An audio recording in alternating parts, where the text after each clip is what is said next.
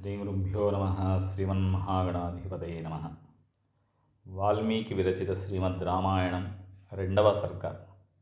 ఈ రెండవ సర్గలో రామాయణ కావ్యం యొక్క ఆవిర్భావాన్ని గురించి తెలియజేస్తున్నారు. నారదస్యతు తద్వాక్యం శ్రుత్వా వాక్య విశారదః పూజయామాస ధర్మాత్మా సహ శిష్యో మహామునిః. యథావత్ పూజితస్తేన దేవర్షిః నారదస్తదా ఆపృష్ట్వైనాభ్యనుజ్ఞాతః స జగామ విహాయసం. ధర్మాత్ముడు శబ్దార్థ విశేషములను బాగా తెలిసినటువంటి వివరించుటయందు నేర్పరి అయినటువంటి వాల్మీకి మహర్షి నారదుడు ఉపదేశించినటువంటి సంక్షిప్త రామాయణ విశేషాలను గ్రహించి శిష్య సమేతుడై ఆ దేవర్షిని విధి విధానంగా పూజించాడు. దేవముని అయినటువంటి నారదుడు వాల్మీకి నుండి పూజలను అందుకొని ఆయన అనుజ్ఞను తీసుకొని గగన మార్గంలో వెళ్ళిపోయాడు. సముహూర్తం గతే తస్మిన్ దేవలోకం మునిస్తదా జగామతమసాతీరం జాహ్నవ్యాస్త్వవిదూరతః. సతు తీరం సమాసాద్య తమసాయా మునిస్తదా శిష్యమాహ స్థితం పార్శ్వే దృష్ట్వా తీర్థమకర్దమం. ఆకర్దమమిదం తీర్థం భరద్వాజనిశామయ రమణీయం ప్రసన్నాంబు సన్మనుష్యమనో యథా. న్యస్యతాం కలహస్తాత దీయతాం వల్కలం మమ ఇదమేవావగాహిష్యే తమసా తీర్థముత్తమం. నారద మహర్షి బ్రహ్మలోకానికి వెళ్ళిన తరువాత వాల్మీకి మహాముని గంగానదీ తీరానికి సమీపంలో ఉన్నటువంటి తమసా నదీ తటానికి చేరుకున్నాడు. ఆ మహర్షి తమసా నదీ తీరానికి చేరి నిర్మలములైనటువంటి ఆ జలములలోనికి దిగుచూ పక్కనే ఉన్నటువంటి శిష్యునితో ఈ విధంగా అంటున్నాడు. ఓ భరద్వాజ, ఏమాత్రమూ బురద లేనటువంటి ఈ తీర్థము నిష్కల్మషమైన సత్పురుషుని యొక్క మనస్సులాగా స్వచ్ఛమై రమణీయంగా ఉంది. దీనిని చూడు నాయన. ఉదకపాత్రను ఒడ్డున ఉంచి నా స్నాన వస్త్రాన్ని ఇవ్వు. గంగాజలం వలె పవిత్రమైన ఈ తమసా తీర్థమునందు స్నానము చేస్తాను. నీవును ఇక్కడనే స్నానమాచరించుము. ఏవముక్తో భరద్వాజో వాల్మీకేన మహాత్మనా ప్రాయచ్చత మునేస్తస్య వల్కలం నియతో గురోః. స శిష్యహస్తాదాదాయ వల్కలం నియతేంద్రియః విచచారః పశ్యన్స్తత్సర్వతో విపులం వనం. తస్యాభ్యాసేతు మిథునం చరంతమనపాయినం దదర్శ భగవాంస్తత్ర క్రౌంచయోః చారునిస్వనం. తస్మాత్తు మిథునాదేకం పుమాంసం పాపనిశ్చయః జఘానవైరనిలయో నిషాదస్తస్య పశ్యతః. తం శోణితపరీతాంగం వేష్టమానం మహీతలే భార్యాతు నిహతం దృష్ట్వా రురావకరుణాం గిరం. వియుక్తా పతినా తేన ద్విజేన సహచారిణా తామ్రశీర్షేణ మత్తేన పత్రిణా సహితేన వై. మహామనస్వి అయినటువంటి వాల్మీకి ఈ విధంగా ఆదేశింపగా గురుసేవా నిరతుడైనటువంటి భరద్వాజుడు ఆ మహర్షికి వస్త్రాలను అందించాడు. జితేంద్రియుడైనటువంటి ఆ ముని శిష్యుల నుండి తన యొక్క వస్త్రాలను స్వీకరించి విశాలమైన ఆ వనాన్ని తిలకిస్తూ దివ్యమైన దాని రామణీయకతను చూస్తూ మిక్కిలి ఆశ్చర్యాన్ని పొందాడు. శాపానుగ్రహ సమర్థుడైనటువంటి వాల్మీకి ఆ వన సమీపంలో క్షణకాలమైనను ఎడబాటును సహింపజాలనటువంటి క్రౌంచ పక్షుల జంటను చూశాడు. అన్యోన్యానురాగములతో మసలుతున్నటువంటి వాటి మధురధ్వనులను విన్నాడు. సమస్త ప్రాణులను నిష్కారణంగా హింసించేటువంటి స్వభావము కల క్రూరుడైన ఒక కిరాతుడు వాల్మీకి ముని చూస్తూ ఉండగానే ఆ క్రౌంచ పక్షుల జంటలో మగపక్షిని బాణముతో కొట్టాడు. కిరాతుని బాణపు దెబ్బకు నేలపై పడి రక్తసిక్తమైనటువంటి అంగములతో గిలగిలా కొట్టుకొనుచున్నటువంటి ఆ మగపక్షిని ఆడుపక్షి చూసింది. అనుక్షణము తనపై అనురాగముతో మసలుకొన్నటువంటిది, బలమైన రెక్కలు కలిగినటువంటిది, రతిపారవశ్యమున మత్తిలినటువంటిది అయినటువంటి తన భర్తయగు మగపక్షి నెత్తురోడుచున్నటువంటి తలతో ఆ విధంగా విలవిల్లాడుచుండగా దాని వియోగానికి తట్టుకొనలేక జాలిగొలుపు ధ్వనితో ఆ క్రౌంచి ఏడవసాగింది. తథాతు తం ద్విజం దృష్ట్వా నిషాదేన నిపాతితం ఋషేః ధర్మాత్మనస్తస్య కారుణ్యం సమపద్యత. తతః కరుణవేదిత్వాద్ అధర్మోయమితి ద్విజః నిశామ్య రుదతీం క్రౌంచీం ఇదం వచనమబ్రవీత్. మా నిషాద ప్రతిష్ఠాం త్వం అగమశాశ్వతీః సమాః యత్క్రౌంచమిథునాదేకం అవధీః కామమోహితం. తస్యైవం బ్రువతశ్చింతా బభూవ హృది వీక్షతః శోకార్తేనాస్య శకునేః కిమిదం వ్యాహృతం మయా. చింతయన్ స మహాప్రాజ్ఞః చకార మతిమాన్మతిం శిష్యం చైవాబ్రవీద్వాక్యం ఇదం స మునిపుంగవః. పాదబద్ధోక్షరసమః తంత్రీలయ సమన్వితః శోకార్తస్య ప్రవృత్తో మే శ్లోకో భవతు నాన్యథా. క్రూరుడైనటువంటి కిరాతుని హింసకు గురి అయి నెత్తురోడుచున్నటువంటి ఆ క్రౌంచ పక్షిని చూసి ధర్మశీలుడైనటువంటి వాల్మీకి మహర్షి హృదయమున కరుణరసమనేటువంటిది పొంగి పొరలింది. మిక్కిలి జాలి గొలిపేటువంటి ఆ క్రౌంచ పక్షుల దురవస్థను చూసి సుతిమెత్తని హృదయము కలవాడైన ఆ వాల్మీకి ముని ఇట్లు రతిక్రీడలోనున్న పక్షులను హింసించి విడదీయుట కటికి కసాయితనము అధర్మము అని భావిస్తూ ఇట్లు పలికాడు. ఓ కిరాతుడా, క్రౌంచ పక్షుల జంటలో కామపరవశేయి ఉన్నటువంటి ఒక పక్షిని నీవు చంపావు. అందువలన నీవు ఎక్కువ కాలము జీవించి ఉండవు. క్రౌంచ పక్షుల దుస్థితిని చూసినటువంటి ఆ చూసిన సమయంలో వచ్చినటువంటి మాటలకు ఆ మునీశ్వరుని యొక్క మనస్సులో ఈ పక్షి విషయమున శోకాతురుడైనటువంటి నేను పలికినటువంటిది ఏమిటి అని ఆలోచన కదిలింది. మిక్కిలి ప్రజ్ఞాశాలియు శాస్త్రకోవిదుడు అయినటువంటి ఆ వాల్మీకి ఈ విధంగా అనుకుంటున్నాడు. ఒక నిర్ణయానికి వచ్చాడు. పిమ్మట ఆ మహర్షి తన శిష్యులతో ఇట్లు చెప్తున్నాడు. నేను పలికిన మాటల సమూహము సమానాక్షరములు గల 4 పాదములతో ఒప్పుచున్నది. లయబద్ధమై వాద్యయుక్తముగా గానము చేయుటకు తగి ఉన్నది. కావున ఇది ఛందోబద్ధమైనటువంటి శ్లోకమే అని నిర్ణయించుకున్నాడు వాల్మీకి మహర్షి. శిష్యస్తు తస్య బ్రువతో మునేర్వాక్యం అనుత్తమం ప్రతిజగ్రాహ సంహృష్టః తస్య తుష్టోభవద్గురుః. సోభిషేకం తతః కృత్వా తీర్థే తస్మిన్ యథావిధి తమేవ చింతయన్నర్థం ఉపావర్తత వై మునిః. ఆ విధముగా పలికినటువంటి మునివచనములను శిష్యుడు సంతోషముతో స్వీకరించాడు. దానిని కంఠస్థం చేసుకున్నాడు.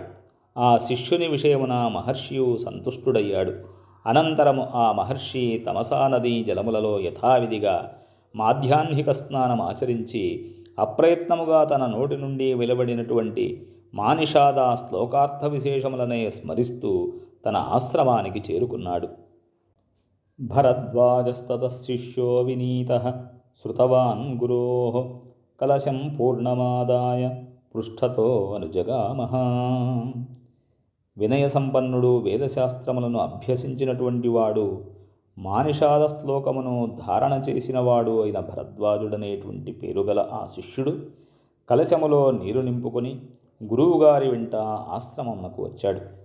స ప్రవిశ్యాశ్రమపదం శిష్యేణ సహ ధర్మవిత్ ఉపవిష్టః కథాశ్చాన్యాః చకార ధ్యానమాస్థితః. ఆ మహర్షి శిష్యునితో కూడి ఆశ్రమమున ప్రవేశించి దేవపూజాదిక ధర్మములను నిర్వర్తించాడు. తరువాత సుఖాసీనుడై నదీతీరమున జరిగినటువంటి సంఘటననే తలపోయుచు ఇతర కథాప్రసంగములను, పురాణ పారాయణాది కార్యక్రమములను నిర్వర్తించాడు. జగామతతో బ్రహ్మ లోకకర్త స్వయం ప్రభు చతుర్ముఖో మహాతేజ ద్రష్టుం తం మునిపుంగవం.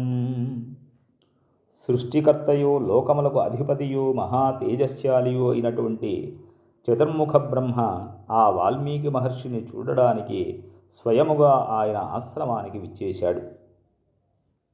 వాల్మీకిరథతం దృష్ట్వా సహసోత్థాయ వాగ్యతః ప్రాంజలిః ప్రయతో భూత్వా తస్థౌ పరమవిస్మితః పూజయామాస తం దేవం పాద్యార్ఘ్యాసనవందనైః ప్రణమ్య విధివచ్చైవం పృష్ట్వా అనామయమవ్యయం. అప్పుడు వాల్మీకి ఆ బ్రహ్మదేవుణ్ణి చూసి పరమాశ్చర్యముతో కుశల ప్రశ్నలు వేశాడు. శాస్త్రోక్తముగా క్రమముగా సర్వ ఉపచారములను చేసి సాష్టాంగదండ ప్రణామాలను ఆచరించాడు. లేచి నిలబడి ఏకాగ్రచిత్తుడై మౌనముగా ఆయనకు అంజలి ఘటించాడు. తరువాత ఆ బ్రహ్మదేవునకు పాద్యమును అర్ఘ్యమును సమర్పించి ఆయనను సుఖాసీనుణ్ణి గావించి స్తుతించాడు.